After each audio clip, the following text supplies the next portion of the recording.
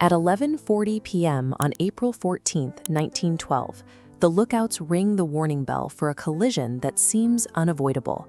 But this time, the Titanic clears the iceberg by the slightest of margins. First Officer William Murdoch had ordered the helm over, and the engine stopped just seconds earlier. His quick reaction saves the hull, leaving the ship with nothing more than a graze. 3 days later, the Titanic steamrolls into New York Harbor. She is late, and she carries a physical scratch on her bow, but the voyage is a success. A nationwide coal strike had forced the White Star Line to cancel other sailings to provide the Titanic enough fuel. Despite the consolidation of passengers, the ship began her journey with hundreds of empty cabins. The Olympic had already debuted exactly 1 year earlier to massive fanfare. In the eyes of the 1912 public, Titanic was simply a secondary copy of its sister ship, a routine addition to a weekly schedule. Titanic's future was already written in the logs of the Olympic. But by following that historical path, the world leaves the era's lethal engineering flaws untouched.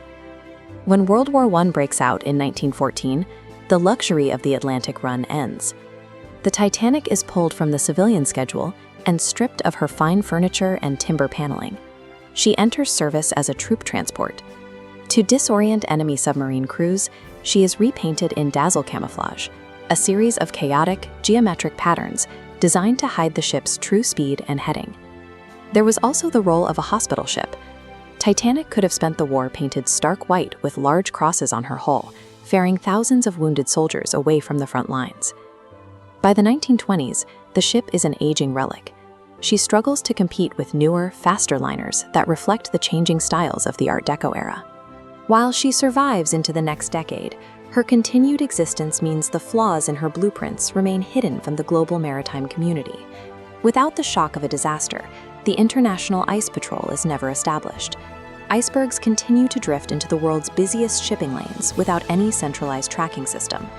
Wireless communication remains a luxury service for passengers, rather than a safety tool. Ships are not required to keep a radio operator on duty at night, leaving them blind to distress calls after dark. Lifeboat requirements were tied to ship weight, not passenger count. Titanic legally sailed with seats for only half of the 2,200 people she could carry. Lifeboats were intended only to move passengers to rescue vessels, leaving half the souls unprotected if the ship sank. This cross-section highlights an engineering failure. Watertight bulkheads did not reach the ceiling. If the bow takes on water, the flood crests the bulkhead, pouring into the next chamber. Each filled section pulls the bow deeper, creating an unstoppable chain reaction until buoyancy fails. Because no disaster occurred to expose these vulnerabilities, maritime architects continue building the next generation of ships with these same flaws. In the early 1930s, the Great Depression stalls the global economy, transatlantic passenger numbers plummet, and the aging Titanic becomes a financial burden for the White Star Line. After 20 years of service, the ship is quietly retired. There is no legendary status attached to her name, just the high cost of maintenance for an obsolete vessel. Like her sister, the Olympic, she is sold for scrap.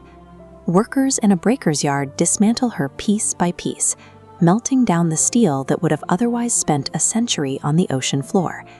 In this timeline, there are no deep-sea expeditions and no cultural obsession. The ship is a forgotten entry in a ledger, demolished and recycled. The design flaws that were built into the Titanic remained in the system. Without the 1912 disaster to force a change, the breakdown would have simply waited for a different ship on a different night. A later disaster would likely have involved a World War I troop transport carrying thousands of soldiers. Striking a mine or a torpedo would trigger the same cascading flood through those open bulkheads. Thousands would be trapped on a ship with lifeboats for only half the people on board, while nearby vessels kept their radios turned off. The resulting loss of life would have likely exceeded the numbers from the actual 1912 sinking. The modern maritime safety laws we rely on today exist because they were forged in that specific disaster. The loss of the ship was the price for the regulations that now protect every passenger at sea.